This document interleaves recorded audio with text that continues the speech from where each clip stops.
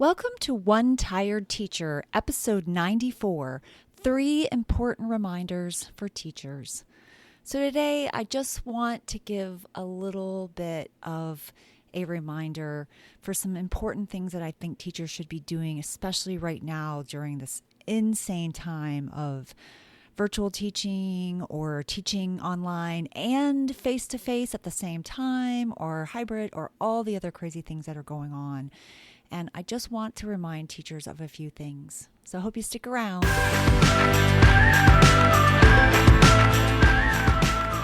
Welcome to One Tired Teacher. And even though she may need a nap, this teacher is ready to wake up and speak her truth about the trials and treasures of teaching. Here she is, wide awake. Wait, she's not asleep right now, is she? She is awake, right? Okay. From Trina Debery Teaching and Learning, your host, Trina Debery. Hey, so I have been in a lot of different Facebook groups this week and really just listening to teachers and feeling the weight of that for teachers and feeling like, ooh, it's a lot. And I know I talked about that recently and I got very emotional and I was pretty upset, but there's some things I want to remind teachers because I think they're important, and I think sometimes we need to remind ourselves of these things. So the first thing I want to remind you of is to take care of yourself. I think that is so important. It's so important for you to take care of yourself and your mental health and your body and your mind. And that kind of starts, this first one is going to start with making sure that you get enough sleep. So that is vital. You want to make sure that you are getting enough sleep at night so that you can deal with the day ahead of you.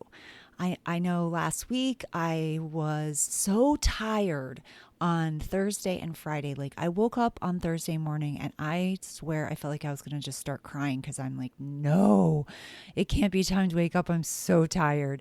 I didn't know how I was going to get up. I was just dragging. I stopped drinking coffee several years ago and all I drink is green tea. So I have a little bit of caffeine, but I don't have like a massive amount. Plus I do take medication for ADD. And so that is, very it's a stimulant. So I guess it's a stimulant, but it makes me feel like that. So I wouldn't add a lot of caffeine on top of that anyway. But I couldn't wake up. I'm like, I can't wake up. I'm not going to be able to get through this day. It's so hard. There's so many things that are, that go on at school, and the social distance and, making sure your mask is on and like all the craziness that's going on, teachers crying, the media center being, used for indoor recess, and the list goes on and on. So I'm like, I can't go to school with this, like being this tired. So I had a cup of coffee. And I normally have like this morning ritual, which I think is another important thing to remember, is to keep some rituals. Have some of those rituals that help you like start off your day. So I'm going to add that in for free. I'm going to add that one into, that's what my principal used to say. I'm adding that in, I'm giving that for free or whatever he would say. But anyway, I would make sure that I make sure when I wake up, like I come down, I get I drink at least a glass of water before I even eat. Cause first of all, I'm like starving. I'm asleep with my mouth wide open. I mean, not starving. I'm like dying of thirst. And so I drink my water, I eat, I have my tea, and I just relax. I kind of sit there and relax. Sometimes I watch the news, which is not relaxing. Sometimes I watch HGTV, which is much more relaxing. And so I will do something like that. I give myself at least 30 minutes to kind of like settle into the day. And I start to feel a little bit more awake after I've had my green tea and I've had my vitamins and I've had my breakfast. And then I'm ready to go upstairs and start getting ready. And I really enjoy this morning ritual because it kind of like sets my tone for the day and wakes me up. Well, I still wasn't awake. So I get to school and I'm like, I'm still tired. I had another cup of coffee at school. What in the world? And then it like really kicked in. And I felt like I was like zinging around the building. I felt wired. Like it was this crazy intense feeling. And I'm like, oh my goodness. And I felt like I needed to eat to like take that wired, speedy edge off. And when I finally had lunch, it didn't help. And even when I had dinner, I still felt that way, but I was still so tired. Have you ever felt like you've had so much caffeine, but yet you're exhausted? You want to sleep, but now you're like wide awake. So that did not help me. That was like the worst thing I could have done to myself. And then I went out to dinner with friends on Thursday night, and which I rarely ever do. And we ate late. For me, I feel like an old person. Like, we ate at 6:30. That's not late, but I come home from school, and at 5 o'clock I am like starving. So 6:30 was long. So I ate even before we went because I was so hungry. And then it was like late by the time I got home, and I was so wide awake, and I didn't get enough sleep. And so then I didn't have enough sleep for Friday, and I was super tired all over again. And one of the reasons I don't drink caffeine is because it makes me very grouchy. I feel very agitated. It doesn't help with my anxiety, and it just makes me feel like super, like triply anxious, if that's a word. And so I get really stressed out. So I don't do that. So I did not do it on Friday. But that's where I'm like, this is a really important thing for teachers to remember. You have to get enough sleep. Sometimes, especially in the first couple of months of school. And maybe you have to put off some of those enjoyable evenings with friends until you kind of get situated to the routine that you're in, because it's super exhausting. It's so tiring. So that's my first thing to remind you, is to take care of yourself and get enough sleep. It's vital. And you know how much is enough for you. Like they say, like, I think it's on average people get 7 to 8. And I know I'm a person that needs 9. I have to have 9 hours. Like, my average is 9. My average isn't 8 or 7. In fact, 7 is not enough. And 8 is just, so 9 is my sweet spot. So try to find your sweet spot and stick to that, especially for the first couple months. It will really help with your stress and your ability to perform the next day. So think about it as that. I'm trading off this time that I'm giving up with sleep, which is totally worth it. And in the end, I'll be so much more efficient. So that's tip number 1. So the second reminder, tip number 2, the reminder number 2 that I want to share, and that is to take care of yourself. Again, another take care of yourself. And in this case, it has to do with like being really intentional with giving some time for yourself. Now, it may be in the form of working out, which I highly recommend because I think it's a huge stress burner. And I think I know for me, it totally gets me out of my head. And if I'm working out and I'm into the workout, I don't think about school as much. And if I do, like, I'm working out enough to like keep my mind off of it, like especially if I'm doing some kind of cardio that I really have to concentrate on. And if I don't, then sometimes it makes the cardio go by faster. But those chemical endorphins are kicking in, and it almost feels sometimes like I have poured water over the top of my head, or I've broken an egg over the top of my head. It like just oozes down my brain. It literally feels like that. And I feel like a sense of calm.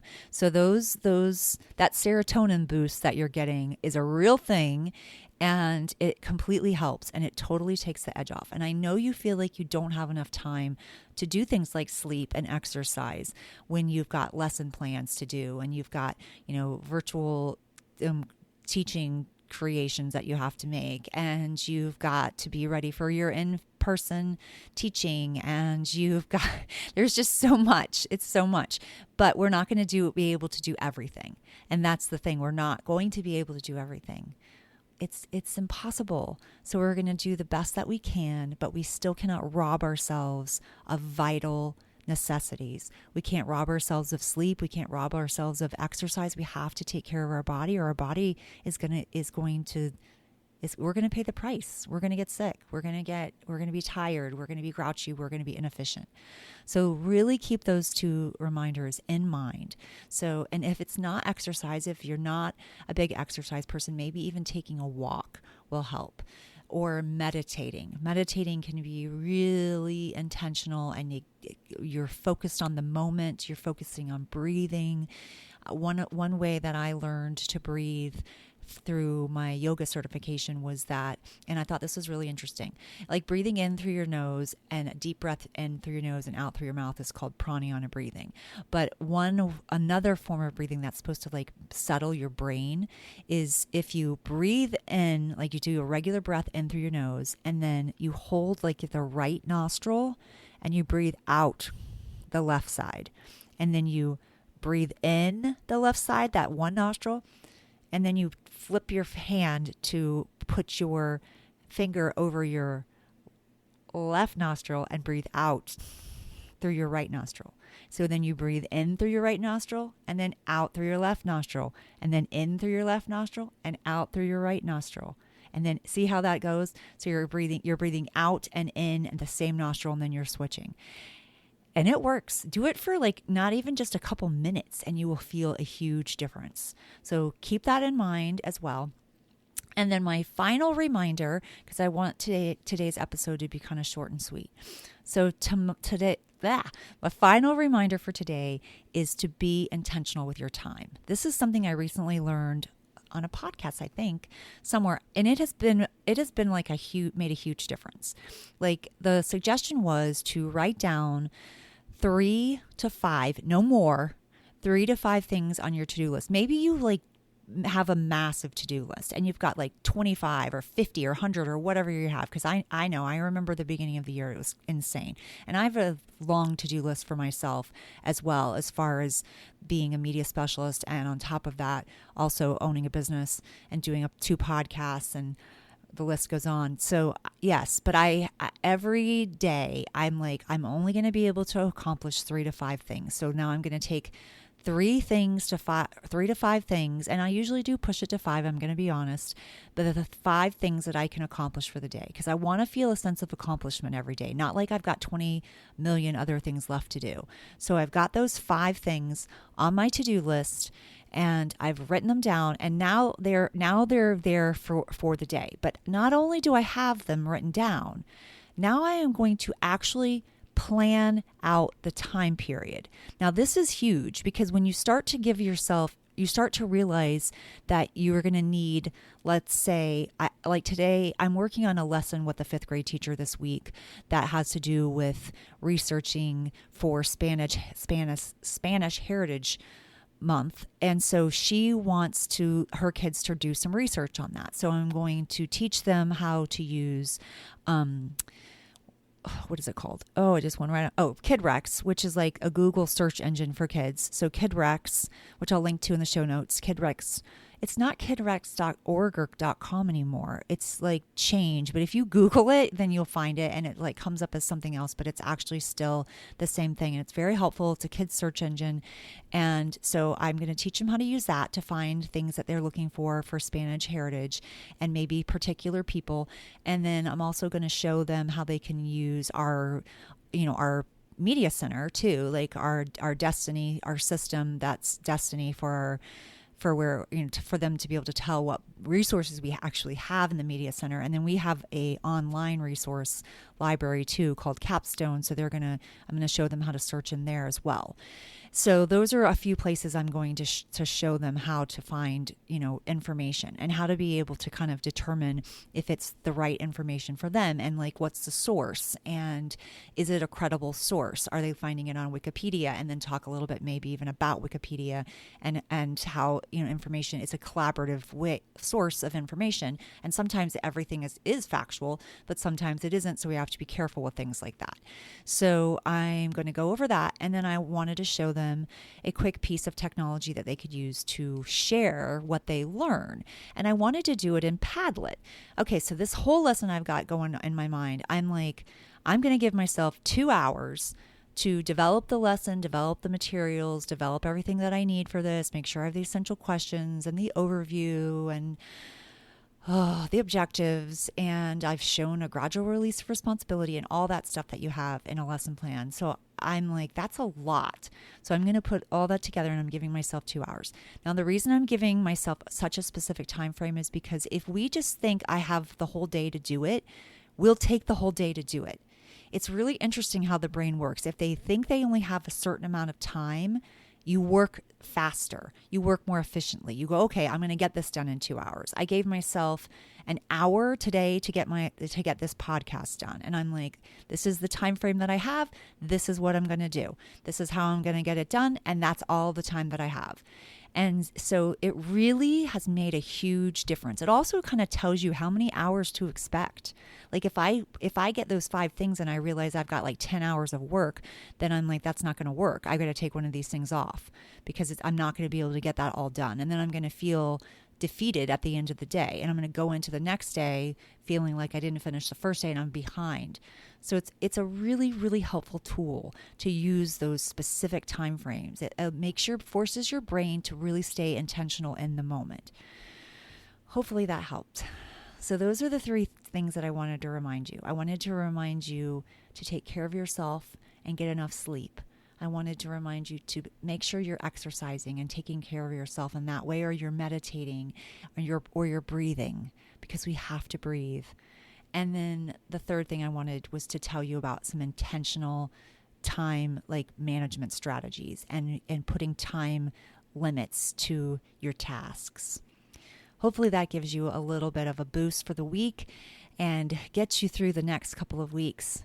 Hang in there. I know you're doing your very best, and some of what is asked of you is completely, completely outrageous. And you can only do what you can do. And then you have to give yourself a little bit of grace and forgiveness, because it's okay not to be perfect. It really is. All right, this One Tired Teacher is ready for a short, maybe 30-minute nap. Until next time, sweet dreams and sleep tight.